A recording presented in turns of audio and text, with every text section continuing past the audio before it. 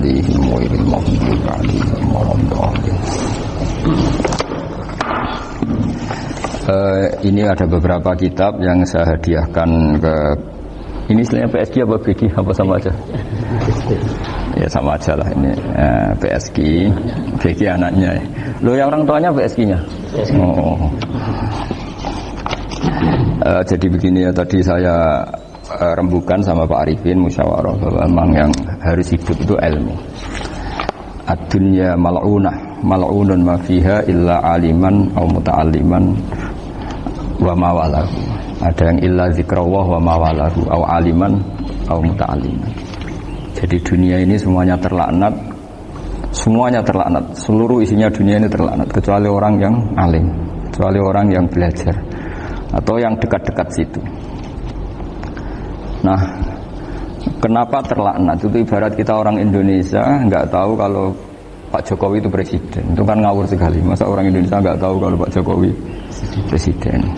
Kita hidup di PSG nggak tahu kalau pendirinya misalnya Pak Kures Habib Ali.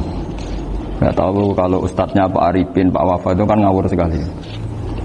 Nah, andai kan tidak ada pelajaran, maka kita nggak tahu kalau Tuhan kita Allah itu kan ngawur sekali. Nempat di buminya, makan rezekinya, kita menikmati fasilitasnya, tapi nggak tahu yang punya. Nah, sehingga di sini kadang orang-orang humanis protes, masa orang-orang kafir yang amal nggak diterima Allah, agama ini kok kayak sadis. Sebetulnya bukan gitu cara pandang. Bagaimana diterima sementara mengamalkan harta yang tidak miliknya. Itu kan ibarat saya punya uang 1 miliar, terus disedekahkan Pak Wafa ke Pak Arifin, terus dia bilang ini dari saya, tolong diterima. Terus Pak Arifin bilang makasih, dunia mbahmu tak kan gitu kira-kira. Ya jadi itu logika kenapa ngamalnya orang kafir gak diterima, karena gak ngaku yang punya.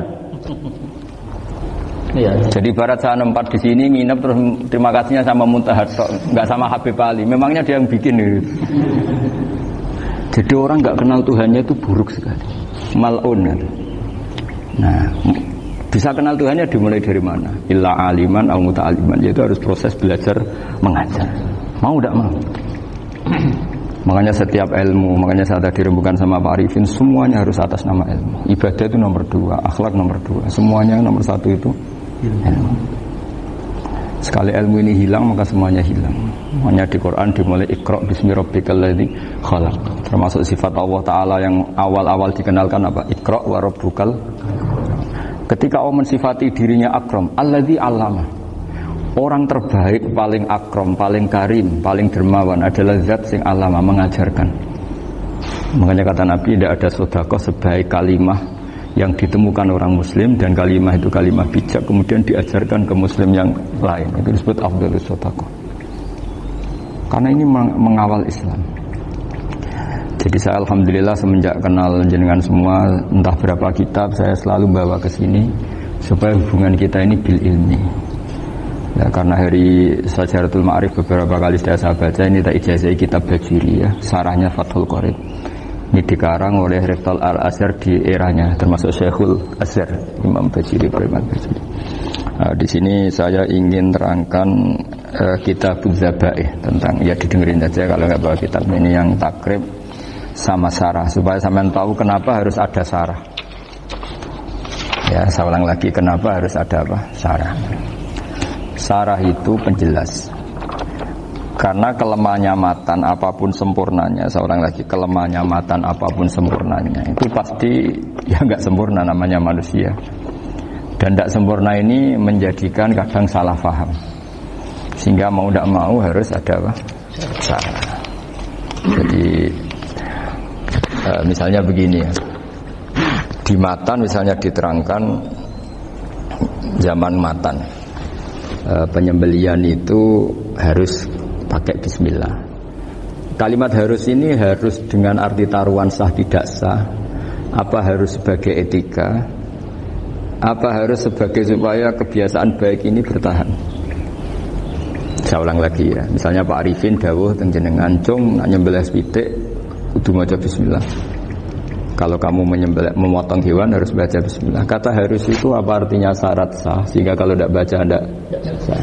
Apa keharusan dalam makna etikanya harus baca bismillah. Jadi urusannya hanya apa? Etika atau afdoliyah. Atau kita tidak ingin kultur baca bismillah itu hilang, sehingga barang tidak wajib pun kita wajibkan supaya kultur baca bismillah itu tidak hilang. Nah, Imam Syafi'i itu milih yang tidak wajib, itu hanya urusan etika. Sehingga dhabihatul muslim meskipun nggak baca bismillah, baik secara sengaja maupun lupa, tetap halal ya, tetap sah, tetap halal. Tapi beberapa ulama mengatakan baca bismillah itu wajib dan menjadi syarat sah. Ya kira-kira karena pamit tadi, yang beri nyawa itu Allah, kok apa yang menghilangkan nggak pamit, sudah menghilangkan nyawanya ayam dimakan lagi. Oh itu selingkuhannya kan masih marah itu. Selingkuhannya, pacarnya, anaknya, cucunya itu kan marah itu. Tapi kalau pamit yang punya kan enggak. Coba kalau ayam cantik yang pas kamu sembelih itu lanangannya kan mangkel itu. Kalau kebetulan sudah tua kan karep-karepmu kan gitu. Jadi apa? Itu yang tahu Sarah. Saya ulang lagi, yang tahu Sarah, karena ini sudah jelimet. Sudah jelimet. Sehingga enggak ada kitab matan yang Indo kecuali disarai. Dulu ada kitab namanya Takrib, karangannya Abi Suja. Terus disarai kecil sekali oleh Fathul Qorib, ya, oleh Ibnul Qasim Al-Huzi itu. Terus disarai lagi oleh Bajuri. Jadinya Bajuri itu sudah sarhun ala sarhin warifin, sudah sarhun ala sarhin, bukan sarhun ala matnin tapi sarhun ala sarhin. Nah, kenapa? Memang kita butuh itu. Saya ulang lagi, kita butuh itu. Nah, kenapa butuh? Ya karena mau tidak mau. Saya ulang lagi, mau tidak mau. Karena matan itu seperti itu. Misalnya matan cerita, yang dikatakan menyembelih itu apa? Ya nyembelih itu ya nyembelih itu memotong hewan. Terus motongnya dari mana? Kalau kamu motong hewan dari mana coba? Dari belakang atau dari depan? Dari mana? Depan misalnya. Pertanyaannya, ketika dari depan itu paling penting terpotong al-hulkum wal mari misalnya. Yang satu majra to'am, yang satu majra ruh, ya gitu, majra nafas. Tapi andaikan dari belakang gimana? Tapi tetap terpotong. Mulai ribet kan? Kalau kubu sebelah kan enak, pokoknya nggak sunah Rasul seperti itu, nggak mau debat. Tapi kita tidak, cara berpikir tidak gitu. Ini kan status hukumnya halal apa haram ketika ada orang motong hewan dari belakang. Nah, terus kita berdebat kan, mesti berdebat itu mau dibilang haram, nyatanya memenuhi syarat apa tadi, pemotongan. Hukumnya kena, amarinya kena. Mau dibilang halal, jangan-jangan pitiknya sudah pingsan, sudah mati karena dogrok-dogrok dari belakang. Nah, itu terus ulama debat. Kan mungkin juga, ya kan, pitiknya sudah setengah kena corona, pingsan terus, ya kan, sudah pingsan terus digorok. Nah seperti ini mau tidak mau kita harus detail. Detail artinya yang dikatakan menyembelih itu apa? Ya nanti tak bacakan tabir di Bajuriya sekaligus ijazah untuk jenengan semuanya. Saya tadi alhamdulillah ketemu Pak Arifin lama, ngendikan panjang lebar tentang pentingnya ilmu. Yang dikatakan menyembelih adalah mematikan hewan yang hidup dengan kaifiyah syariah. Saya ulang lagi, mematikan hewan yang hidup dengan kaifiyah syariah. Nah kalimat hidup ini mulai masalah. Hidup yang apa? Misalnya ada hewan, saya sering kalau ngaji cerita, ada ayam jago ketandang mobil, ketabrak mobil, kejet-kejet. Enggak kamu sembelih pun 1 menit lagi pasti meninggal. Ini kan hanya koordinasi prosedur saja. Karena prosedur ayam mati harus kejet-kejet, enggak boleh enggak langsung peletes mati, enggak boleh. Nah pertanyaannya ketika kejet-kejet ini kamu sembelih, itu halal apa enggak? Wong enggak andekan enggak disembelih juga sudah mati. Artinya enggak penyembelihan ini kan enggak memberi kontribusi pematian, tapi enggak ngefek. Makanya terus ada perdebatan. Ada hayatun mustaqirrah, ada hayatun ittirariyah, ada harokatu masbuh. Itu kalau enggak sarah enggak bisa. Lalu pertanyaan nakalnya begini. Saya itu betul pernah ngalami itu. Wayam jago itu kan mahal, apalagi kalau Bangkok kan. Saya pas jalan-jalan sama anak saya, sama jalan-jalan mau ke pasar itu di pertolongan tuar mak. Gus itu halal tau ora? Karena tanya orang awam, halal kata saya. Gitu. Padahal andai kan tidak disembelih ya pasti mati. Suatu saat ada yang mengkonfirmasi lagi. Saya bilang kalau kiai ya tidak pantas makan ayam gitu, tapi kalau kamu tidak kiai ya pantas saja. Daripada rata halal lo geremeng eman kan ribet. Nah sebetulnya itu dalam mazhab Syafi'i itu tidak halal karena dia sudah tidak punya hayatun mustaqirrah. Karena tadi setengah menit lagi atau 1 menit lagi pasti mati. Kan dia belum mati karena koordinasi Israel saja, tetap yang ngambil itu. Tetap kan nggak segampang itu kan, tetap prosedur apa? Jalankan SOP. SOP-nya harus ada. Nggak boleh mati selonang-selonang itu, nggak boleh. Tetap ada SOP kata Warifan ada SOP. Dia kalau sama saya bisa guyon kalau. Nah, tapi misalnya nanti pertanyaan, tapi dalam mazhab Maliki itu diabaikan. Hayat mustaqirrah, hayat ittirariyah, hayat itu diabaikan. Cara berpikir Imam Malik lebih matematis. Kalau nggak disembelih itu matinya berapa menit? 1 menit lagi. Gara-gara disembelih dia mati sekarang. Berarti eksekutornya ya peso itu.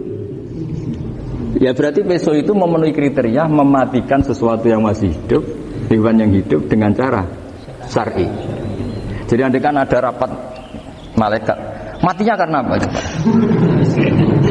Karena peso apa karena kecelakaan? Karena peso. Ya kan? Karena kalau nggak tanpa peso nunggu 1 menit, gara-gara disembelih langsung terjadi sekarang. Nah karena hukum halal ini yang menarik dan menguntungkan. Di bab ini orang jadi Malikiyah semua. Mana maksud saya? Jadi kita ini sebetulnya Syafi'i pecundang gitu. Syafi'i partai politik. Jadi kalau sedang tidak menguntungkan ya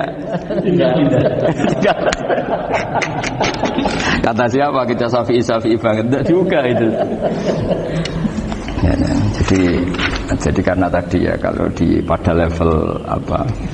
Pada level perdebatan ulama itu ada tadi ya, ada seperti itu, ada hayatun mustaqirrah, ada hayatun ittirariyah, ada harokatul matbu. Jadi tak baca ya supaya dapat barokahnya ulama ya. Jadi tak baca saksinya. Ini di halaman, terus kitab ini saya tinggal sebagai amal saya, keluarga saya, sebagai penghormatan saya sama Habib Ali, Habib Qures, Habib Hussein semuanya, Pak Arifin dan Bismillahirrahmanirrahim. Wa'lam. Ini halaman 562. Ikutnya bab kitab Ahkamis Sayyidi wa Dzabai. Ya, jadi nanti yang mungkin kalau beda halaman cari di babnya kalau beda halaman cari di babnya. Karena kadang beda halaman warifnya. Kalau cetakan sekarang enggak. Iya, kadang beda juz pun. Kayak Ikhya sekarang tuh sampai 6 juz. Zaman kita ngaji kan 4 ya. Di orang ada yang 6, ada yang ribet cetakan sekarang ya. Di atas ada 10. Satu Ikhya itu. Hurufnya dibesarin ini. Ikhya biasa. Iya, ada yang satu. Karena ngerti zaman akhir paling sudah agak buta huruf. Saya tuh dulu punya guru terakhum sudah sepuh.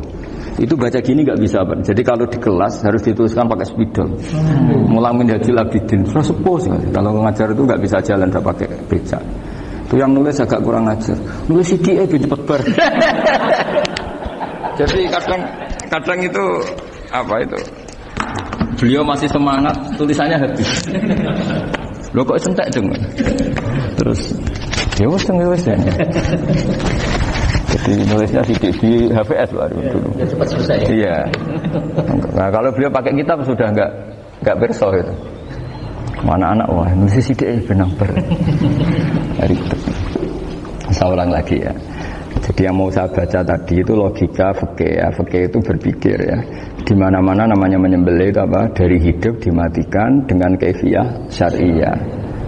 Kaifiyah syariah ini tidak boleh kamu nyontohkan harus disembelih, keliru juga. Karena untuk hewan yang berat atau hewan liar cukup dipanah asal ma'an haradama yang bisa mengalirkan apa? Darah. Jadi makanya saya umumkan bikaifiyatin syariah Pak Arifinnya kan tidak harus motong kan bentuknya. Kalau hewan liar kan atau sapi kurban liar kan, sapi kurban ucul liar kan boleh dipanah, boleh macam-macam. Nah kalau tembak bisa diperdebatkan karena ada unsur api Pak Arifin. Jadi bisa debat. Meskipun ada yang bilang boleh tapi bisa debat lagi kan? Karena ada unsur apa? Api Pak Arifin. Ya. Tapi ini saya cerita umumnya bikaifiyatin syariah. Nah, karena kalimat hewan hidup, ada kalimat hidup. Hidup yang apa? Kan pertanyaannya. Hidup yang sudah kejet-kejet, misalnya sudah koma, Udah kena corona disentak istrinya itu. Apalagi ayamnya menyaksikan pasangannya diselingkuhi, wah itu sudah stroke itu dia. Nah itu makanya kalau orang suka macam-macam itu kayak ayam makanya itu. Saya baca ya. Bismillahirrahmanirrahim. Wa'lam annahu yujadu fi ibaratihim hayatun mustaqirrah, hayatun mustamirrah, harakatu masbuh. Wa yuqalu aisu masbuhin. Wal farqu bainaha annal hayata al mustaqirrah yakunu maha ibsarun bi ikhtiyarin wa nutqun bi ikhtiyarin wa harakatun ikhtiyariyah. Wal hayat al mustamirrah ya allati tastamiru ila khurujir ruh minal jasad. Wa harakatul masbuh ya allati la yabqa maha ibsarun bi ikhtiyarin wa la nutqun bi ikhtiyarin wa la harakatu ikhtiyariyah. Bayakun maha ibsar wa nutqun wa harakatun ittirariyah ini. Wa ba'duhum farraqa bainahuma. Sampai saat terus ini. Jadi ini perbedaan-perbedaan pandangan ulama. Nah, Imam Malik itu mengabaikan semua istilah itu. Yang penting pas mbok sembelih iku kecelok urip. Cara Jawa iku kecelok urip. Cek hayat mustaqirrah, cek ittirariyah, cek harakatu masbuh, pokoknya kecelok urip. Paling kecelok urip bisa dibilang masih hidup. Karena kalau bisa dibilang masih hidup, kamu sembelih, tetap nanti rapat malaikat kira-kira gitu. Ini matinya karena apa? Karena kecelakaan. Oh kalau kecelakaan 1 menit lagi matinya dong. Tapi kan matinya sekarang ya karena disembelih. Nah tadi saya bilang sebenarnya mazhab Syafi'i itu tidak seperti itu. Karena Imam Malik menghalalkan, biasanya penggemarnya lebih banyak di bangsa halal itu kan. Penggemarnya masih banyak. Tapi ya sudahlah, itu masih ahli sunnah karena salah satu dari mazhab 4. Tapi logikanya juga masuk. Jadi kita bukan sekedar taklid ke Imam Malik, tapi kalau kita ikhtiyat ikut Imam Syafi'i ya monggo, karena mungkin secara medis karena mengalami seperti itu mungkin tingkat kesehatannya apanya sudah ya sudah lah, yang penting makanya terus orang Jawa pinter nak PTE jago ya halal, nak cilik enggak lah. Itu kan ibarat perdebatan antara kepiting sama yuyu. Yang menghalalkan kepiting itu mengharamkan yuyu. Tahu yuyu yang kecil di sawah ya? Tak tanya, kenapa yuyu halal? Karena amfibi guys, bisa hidup di dua alam. Memangnya kepiting enggak? Oh beda. Ternyata beda maksudnya. Eman Gus kalau haram. Eman kan kalau yuyu haram kan enggak ngefek kan kecil. Ini mufti kok. Oh udah kadang halal, udah kadang makan selama ini. Iya selama ini udah kadang makan itu. Makanya banyak kiai yang mengharamkan kepiting sebetulnya, tapi minoritas kan? Minoritas. Tapi yang mengharamkan yuyu mayoritas, wong kecil aja. Jadi kita ribet ikut siapa? Gitu. Kata siapa? Ahli fikih gak mikir untung rugi. Makanya saya ini bingung, jadi saya ini kan kiai ya, kiai betul, susah kadang jadi kiai. Sebagian guru saya itu mengharamkan kepiting. Nah kalau kayak dolan di daerah Juwana Mas Nafis daerah itu, penghormatan tertinggi santri itu kalau nyugoi kiainya kepiting karena itu makanan termahal. Bingung kan dia? Mau tidak makan itu kayaknya dipersiapkan betul baru kan? Udah ada effort ya. Warna nyari yang mahal kan? Mau makan itu sebagian guru kita mengharamkan. Akhirnya ya ada darurat tadi. Makan sekadarnya. Kalau saya habis 3 pasti israf. Kalau habis 1 prosedur hormat yang nyugui. Itu susahnya jadi kiai. Kalau kamu kan tidak kiai, mumpung gratis. Enaknya gak jadi kiai kan itu masalah. Pertimbangannya mumpung gratis. Sudah gitu masih mun dibutuh mawon, makai dibutuh mawon. Oh digawanan. Tapi sebetulnya ada sisi naif dari yang bilang halal tadi. Ketika yang bilang hal naif itu versinya, tapi ya nggak apa-apa, semoga dimaafkan Allah. Naifnya tadi, tapi saya tidak tapi itu masalah khilafiyah ya. Semoga yang mengatakan halal juga benar, karena punya perhitungan iman tadi. Tapi yang bilang halal itu tak tanya, yuyu itu halal apa haram? Lucunya jawab haram semua. Yuyu bahasa Indonesia nggak ada kayaknya. Nggak tahu juga saya apa. Yang penting paham tapi yuyu yang kecil itu. Itu kalau diharamkan nggak ada yang protes ya? Nggak ada. Tapi kalau kepiting, ini pakai model apa? Coba Pak Wafa, kalau alasannya amfibi, yuyu sama kepiting sama enggak? Kalau alasannya amfibi, hidup di dua alam? Sama-sama. Kenapa kepiting jadi halal? Lebih bernilai ya. Ini juga mufti model baru. Mungkin umumnya menghalalkan. Iya makanya itu. Kan jadi kayak tadi ayam jago tadi orangnya tak tanya akhirnya. Andekan yang kecelakaan itu ayam kecil. Kamu tanya saya enggak? Ya enggak, terus langsung tak buang. Kan langsung dibuang. Berhubung ayam besar. Eman kan. Tapi nurani aja sebetulnya protes. Nyembelih wis klekek-klekek. Kadang kan wis apa kejet-kejet itu sudah tunggu SOP cara Pak. Ya tapi apapun itu ini ilmu harus didengar ya supaya sampean tahu ya ada hayat mustaqirrah, ada hayat mustamirrah, ada hayat ittirariyah, paling enggak kita ngerti lah. Karena nanti di bab B ya nyun sewu di bab apa B itu ya nanti enggak sahnya karena apa? Tidak mutamawal. Misalnya saya punya utang sama Pak Arifin ayam jago, tak bayar dengan jago yang mengalami kehidupan sudah seperti itu kan tidak sah. Meskipun itu hidup tapi sudah tidak hayat yang mustamirrah, tidak normal. Jadi ilmu itu apapun tidak cocok kita karena beda mazhab misalnya, tetap sebagai apa? Ilmu. Jadi jangan pernah anti ilmu meskipun kita tidak cocok. Dulu saya itu heran sama Abu Hanifah karena membolehkan merujuk wakaf. Wakaf itu kan nggak boleh ditarik kembali dalam mazhab Syafi'i dan hampir semua ulama bilang gitu. Tapi kalau kata Abu Hanifah, jika nazir yang nerima itu tidak sesuai rencana kita, keinginan kita itu boleh narik kembali. Fa innal waqfa atiyatun mahdhah, kata beliau, wakaf itu ya pemberian normal saja. Suatu saat ada peristiwa gini Pak Arifin ya, ada orang kaya raya mewakafkan tanah itu senilai kalau nggak salah itu 60 miliar. Singkat cerita beliau bermain apa gitu, bisnis apa itu bangkrut. Kemudian itu belum disertifikatkan wakaf. Kemudian nggak ada yang disawang coro Jawa, nggak ada yang dilihat, terus mau dibeli sama nyuwun sewu sampai yang mau beli yang mampu itu non muslim. Singkat cerita ada orang kaya muslim yang mau beli itu tapi ada problem karena itu wakaf.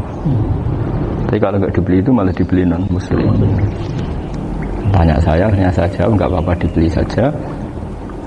Ikuti mazhab Abu Hanifah. Karena kalau mazhab Syafi'i itu nggak sah semua pembeliannya. Tapi apa artinya mazhab kalau kita berpikir nggak sah tapi yang jual melakukan? Nah itu yang nggak dipikirkan oleh orang-orang fikih yang di Menara Gading. Apa gunanya kita bilang nggak sah tapi yang punya tanah tadi tetap menjual karena tidak mengindahkan hukum itu. Mau apa coba? Makanya saya bilang bagi tentang Gus itu nggak ada kaulnya dalam mazhab Syafi'i. Saya bilang kamu mengharamkan itu tidak ada gunanya karena itu tetap dilakukan. Jadi kita pertimbangannya ada itu, daripada dikuasai situ mendingan kita. Betul. Nah itu sisi-sisi fikih. Makanya ini kita ngaji fikih tidak segampang itu memberi fatwa karena pertimbangannya banyak Pak. Tidak hitam putih. Tidak hitam putih gitu maksud saya, ini cerita. Jadi nanti kamu ngerti. Jadi mau apa coba? Itu kan ibarat gini. Hukumnya kita ngajar perempuan itu masalah sebetulnya secara karena itu ajnabiyah. Tapi fikih mentoleransi li ajli ta'lim karena untuk belajar enggak apa-apa. Kalau sudah jadi fakta itu ribet. Dia maunya belajar sama kamu dan sekali kamu tidak mau belajar ke yang lain yang potensi menyesatkan. Jadi fikihnya bukan masalah nazar lagi, sudah penyelamatan. Ribet kan kalau sudah begitu. Saya punya kenangan yang menurut saya itu harus jadi trauma. Siapapun harus jadi trauma. Ini cerita sedikit. Ini masih ngaji fikih pertimbangan. Ada orang itu sangat khusyuk Pak. Sangat khusyuknya di rumahnya Pak Wafa itu nggak ada TV, nggak ada motor, nggak ada apa saja. Ketika anaknya berkembang agak dewasa, itu pertama naik motor itu ya utang jasa sama kawan-kawannya. Pertama dia ngelihat nikmati TV ya dari kawan-kawannya. Corong Jawa, mbek tanggane lah. Padahal orang tuanya ini protektif justru karena banyak tangganya sing nggak pati Islami lah. Ya mereka orang Islam tapi ya nggak sholat nggak apa. Singkat cerita orang tuanya ini datang ke rumah sana nangis mari. Nangis Gus, sekarang saya ikrar bahwa mazhab Abah jenengan Kiai Nur Salim bapak saya itu mazhab jenengan itu lebih hebat timbang mazhab kula. Nangis dia. Dulu saya itu agak menyalahkan Kiai Nur Salim jenengan karena longgar di rumah ada TV ada motor. Terus dia cerita. Nah karena anaknya ini pertama bisa naik motor. Untuk anak ABG ini kan jasa yang luar biasa. Karena dia butuh sekali bisa naik motor, dipinjemin. Akhirnya walhasil anaknya ini nyon saya merantau ke Jakarta kemana? Akhirnya lam yusolli wa lam yasum. Padahal anaknya ya kiai kamu. Terus tak ceritain. Terus akhirnya dia tanya, kenapa sih Gus jenengan sama abah kok longgar gitu sama anak? Terus tak ceritani gini Pak Arifin. Menurut ilmu al-insan abdul ihsan, manusia itu budaknya kebaikan. Karena utang jasanya sama anak ini, ya dia akan ainut anak ini. Sementara kenangannya mbek jenengan mbok amui. Enggak boleh. Dia baru ngakui ya Gus saya itu nyun sewu hanya khusyuk tapi kurang ilmu. Tadi dia hanya berdasar khusyuk. Bocah kok main delok TV kan pikirannya hanya gitu. Ini cerita ilmu, saya bukan menjustifikasi manapun, ini kan cerita ilmu Pak Arifin ya. Jadi semua itu ada hitung-hitungannya. Coba kalau kita terlalu stakung be anak pertama naik motor jasanya orang nggak sholat ya, pertama roh TV jasanya orang nggak sholat. Coba terikatnya anak ini sama kita apa sama orang itu? Sama orang itu. Bayangkan kalau umur ABG, kalau umur sak pari pun Pak Wafa ini nafsu astagfirullah kan. Gue cok tuwa nome ya ora. Gaya tok, bareng tuwa udah khusus gaya tok. Mestinya namanya bodoh. Ya saya sama-sama semua. Cuma saya kan lebih jujur dari biasa. Jadi orang itu harus ngitung gitu. Itu kenapa Mbah Mun tuh kayak alim alama. Setahu saya dalamnya ada TV. Putra-putra ini lihat TV. Meskipun kita tidak mungkiri negatifnya TV, kita nggak mungkiri Pak Arifin ya. Tapi tadi ketika anak-anak ABG itu pertama lihat TV jasanya tonggo ini. Kalau kebetulan tanggane wong soleh nggak masalah ya. Kalau enggak, itu nangis ke rumah saya itu. Nyesel dia.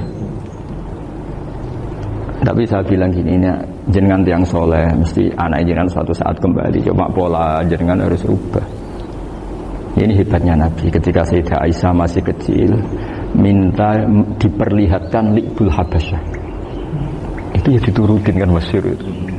Kayak apa Nabi? Karena kalau nggak diturutin, pasti Sayyidah Aisyah akan ngidolakan mainan yang lain yang di luaran sana malah.